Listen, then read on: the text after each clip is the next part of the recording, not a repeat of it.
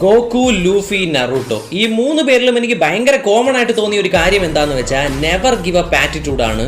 എന്ത് കാര്യത്തിനായാലും എവിടെയും എന്തിനും വിട്ടുകൊടുക്കുന്ന പരിപാടിയേ ഇല്ല. ഈവൻ നമ്മൾ ജയിക്കാൻ ജസ്റ്റ് 1% ചാൻസേ ഉള്ളെങ്കിൽ പോലും ജസ്റ്റ് ട്രൈ ചെയ്ത് നോക്കണം. ജയിക്കുന്നോ തോക്കുന്നോ അത് വേറെ വിഷയം, അവസാനം വരെ നിൽക്കുന്നോ ഇല്ലയോ എന്നതിലാണ് കാര്യം. ഇൻ കേസ് ജയിച്ച സെലിബ്രേഷൻ, ബട്ട് തോറ്റ മുമ്പത്തതിനേക്കാൾ 100 മടങ്ങ് എക്സ്ട്രാ ട്രെയിൻ ചെയ്ത് തിരിച്ചടിക്കണം. ഇനി നമ്മുടെ എതിരാളി എത്ര സ്ട്രോങ് ആയാലും അവൻ നമ്മളെ എത്ര തവണ തോപ്പിച്ചാലും നമ്മുടെ ഈ നെവർ ഗിവ് അപ്പ് ആറ്റിറ്റ്യൂഡ് കണ്ട് ഇനി ഇവനെങ്ങാനും നമ്മളെ തോപ്പിക്കുമോ എന്ന് ആലോചിച്ച് അവൻ തന്നെ ഭയപ്പെടണം. അതും കോൺഫിഡൻസ് ലെവലൊക്കെ പീക്കിലിരിക്കണം. നമ്മളെ കൊണ്ട് പറ്റുമോ ഇല്ലയോ എന്നും ചിന്തിക്കാനേ പാടില്ല. സംടൈംസ് നമ്മുടെ കൂടെ ഉള്ളവന്മാര് തന്നെ നിന്നെ കൊണ്ട് ഇതൊക്കെ പറ്റുന്ന കാര്യമാണോടാ, ഇതൊക്കെ നടക്കുന്ന കാര്യമാണോ എന്ന് പറഞ്ഞ് നമ്മളെ ഡീമോട്ടിവേറ്റ് ചെയ്യാം.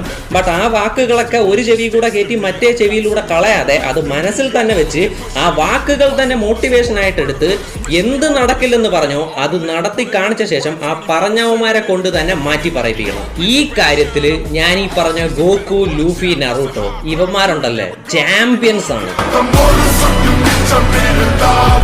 കഥയിലും മുടിയല തുടരുന്നു പാട്